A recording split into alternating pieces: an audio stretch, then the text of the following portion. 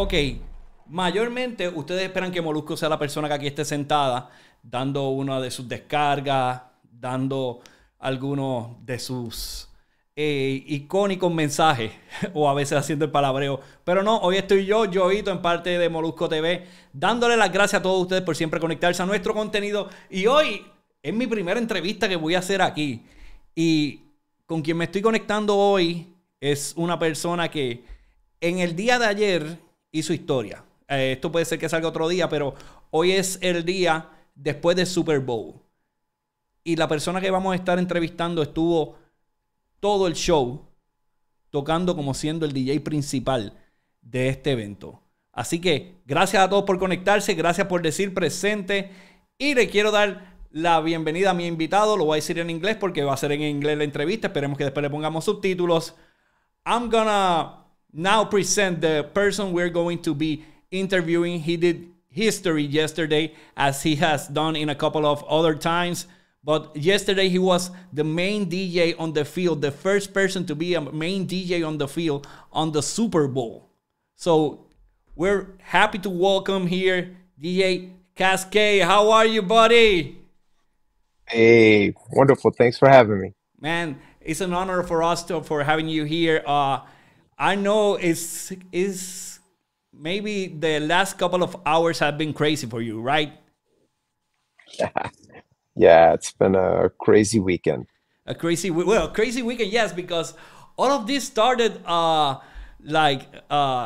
48 hours before the Super Bowl. You were scheduled to do a show someplace else, or you were free that the Super Bowl night? I was free the Super Bowl night. I played in Montreal Friday night, and I was playing a show at Zouk, Okay. at my residency at Resorts World. So I was there Saturday night, and that had been planned for Super Bowl weekend. But yeah, the NFL called me midweek and said, "Hey, can you play Sunday for the Super Bowl?" And I'm like, "Wow, I'm in Las Vegas. Let me make sure I can get everybody together on my team and make it happen." But did you know that Tiesto was the one that was supposed to play, but he had an emergency, a family emergency, and I don't know if you got in contact with him at some time in that conversation. Chess and I are old friends. I haven't spoken to him recently since all this transpired, just because it was so hectic leading up to the Super Bowl. Just had a very short amount of time to prep and get ready. But I'm going to reach out to him and make sure that he's all right. But everything sounds like it's okay. He was at his show on Saturday night, so I think things are going okay now. Yeah. I hope for the best for him. But have you ever even dreamed of playing in a place like the Super Bowl? We know you've been on big festivals. You know you've been on. You have your residency on Las Vegas. I think you were one of the first DJs to have a residency as a big artist over there. But can you imagine, getting that type of call and doing a show as big as that one? Nah, it was pretty crazy. I had never imagined anything like this, the Super Bowl, just because the music that I make, electronic music, is not, it's not pop music. It's a different thing. Yeah. So it's a little bit of a different thought, but I mean, electronic music has become incredibly popular this last, 10 years. I've seen enormous growth. So I think that's exciting. But yeah, I didn't ever imagine anything like this ever. This is pretty crazy. Yeah, that's the thing. We know electronic music has been here for a while. It's not that it's like a new style or anything. Electronic music, and it has his big festival. But I think the same artists say it's not like a big mainstream sound, but you see different artists playing electronic music. Here in the Latin area, we have artists like Bad Bunny and Wisin y Yandel doing songs in electronic, even though they are a reggaeton artist. I think electronic music has been mainstream, but it hasn't been recognized. I don't know if you think the same way I do. Yeah, I'm thinking similarly to you. It's like we're out there, and the style of music we've been making is out there, and I feel like everybody's kind of listening to it. Mhm. But yeah, we just haven't really received the recognition that other genres of music have. I mean, we're still like at the Grammys, we're not in the main telecast, you know. We're 4 or 5 hours before the show starts, Yeah, yeah. celebrating our victories, and you know, we still only have a few categories. So I think just generally speaking, in music, we're still kind of you know, the outsider.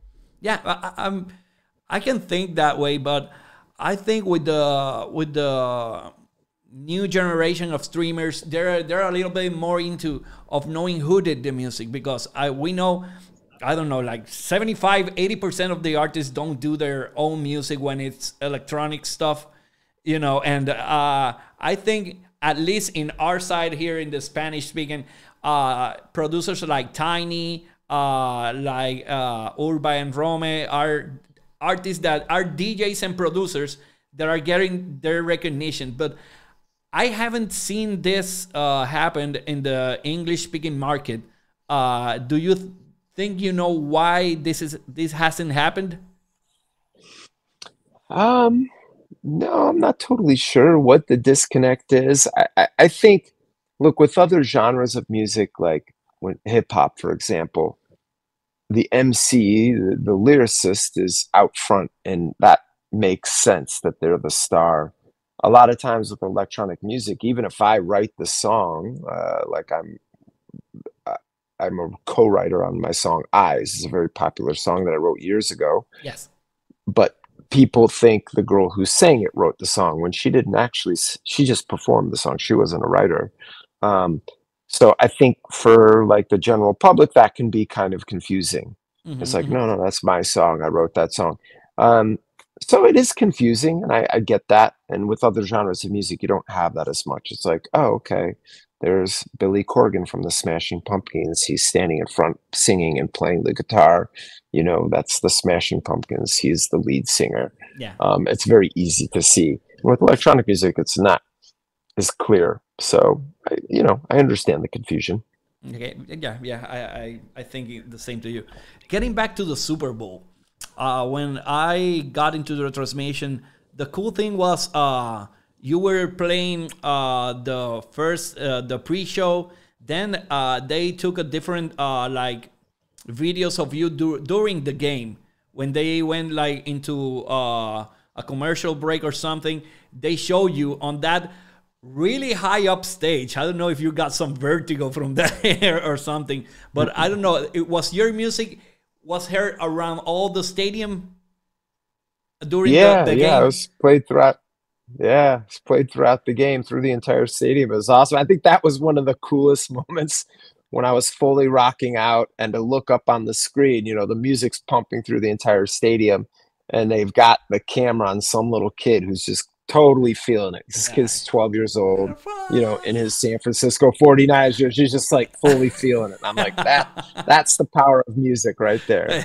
Yeah, and that's what performers are looking for. We're looking for people to have Yeah. a good time over there, and I think you had a good time over there with everything that happened. In other notes that I had, there was a big rumor up on the web and every place that you weren't allowed to play Taylor Swift music on their booth. Is that right? Surprisingly, the NFL didn't give me, they gave me almost no direction. They were like, hey, you can play whatever you want.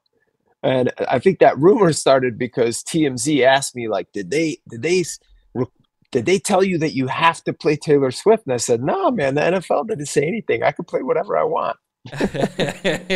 Because I don't know, the game was, you know, it has the star power of Taylor Swift and many other artists that were there. You know, there was LeBron James that was over there. I think I saw Beyonce and Jay-Z were over there. You know, it was a really packed stadium of stars. The thing is, this show was saw about 100 million people on TV. I think this is the biggest crowd you have ever played for. For sure. For sure. It was absolutely mind-boggling. I mean, I've played a lot of big festivals in my career. But knowing that I mean, whatever, the stadium itself was packed, every seat was taken, the place was rocking. Um, but to know that there's that many people tuning in around the world, I mean, the Super Bowl is, it's a big event.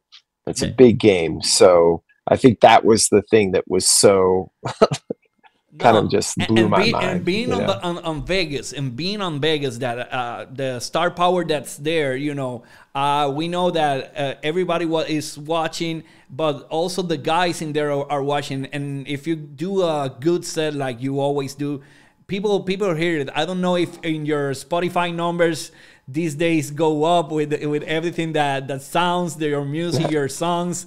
So that's the thing, you have to be watching, because many of the artists that do the halftime show do it for free, and they only pay the money they pay them. They only use it on production service. So I think it's like something that you also do it that way, I think. Or did you get paid for doing the gig? Um, I didn't do the gig for money. I mean, there was Ah, a fee, but it wasn't about that. yeah, It yeah. was more for the opportunity to just be in front of so many people, and for just an incredible opportunity, really. Okay, you live in Las Vegas, right? Los Angeles, In Los Angeles. Okay, but you have a yeah. residency in one of the venues, right?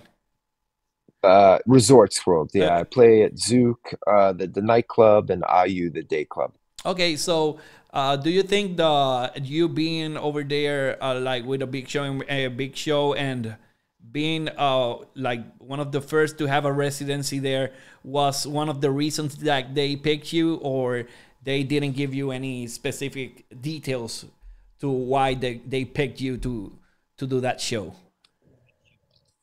Um, I think a lot of it has to do with my history in Las Vegas for sure.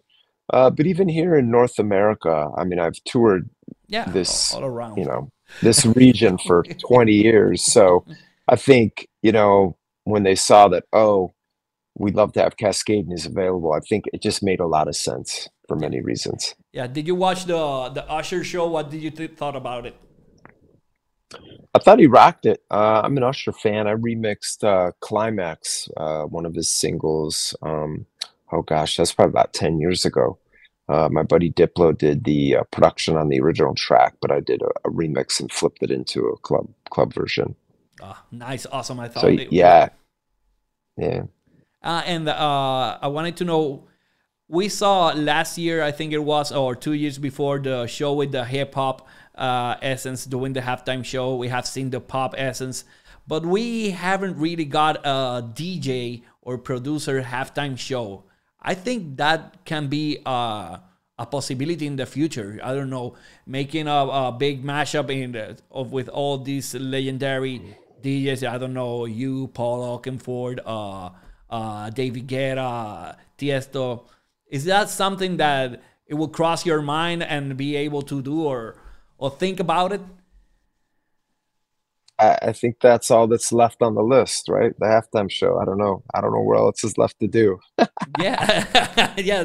That's the thing. I think that it's something that it hasn't been done. If you think in things that haven't been done in the Super Bowl halftime, I think all DJ show with different DJs and a Spanish speaking a Super Bowl halftime. I really thought Bad Bunny was going to do it this year before they announced it, Usher to it, because I think Bad Bunny is in a point right now. He has overcome the language barrier and got into the mainstream spot. So I think, do you see in the future one of these two concepts? Yeah, I think anything's possible. I think what's cool with the Super Bowl is it just speaks to so many people. It's such a wide audience. So it makes the most sense with whoever's kind of like having that moment. Bad Bunny, to me, it does make a lot of sense. He's like crushing it. Um, yeah, You love to never, see what they come up with next year. you never know. Have you been a sports guy all your life, or are you into football or something, or this is something that you? Nah, I love football. I grew up in suburban Chicago, Oh, so I've been following the Bears yeah, my whole Bears. life. It's been a rough couple of years the Bears have had. It's been, So it hasn't been all nice. So it would be more awesome yeah, to play there and your team on the field. But hey, yeah. that, That's the dream. That's the dream. that's the dream. Okay, so and what's next for you, man? Just back in the studio working on new music. So stay tuned. New music on the way. Well, DJ KASKADE, it has been a pleasure having you here. Thanks for your time. All our people here in Puerto Rico and around the world will see this. And this is going to be the first interview in English done in this channel. So Right on. another first. Gracias. Gracias. Le tienes que decir. Hey, gracias, puñeta. You have to say. Well, DJ Thanks, KASKADE, guys. everybody. Appreciate it, man. Thank you, guys. Ok, All right. familia. Ahí lo tuvieron. DJ KASKADE después de su primera presentación en el Super Bowl. El primer DJ en ser, wow, en ser el DJ principal de un Super Bowl lo fue DJ KASKADE, lo tuvimos aquí con nosotros. Así que ustedes sigan en sintonía en Molusco TV. Fue en inglés, me fue más o menos, me vaqué y de momento me confundí, pero la pateamos y salimos de esto. Así que gracias a todos ustedes. Sigan conectados, suscríbanse aquí a Molusco TV porque si no, no tengo nada para producir y me quedo sin trabajo. Ok, la matriarca.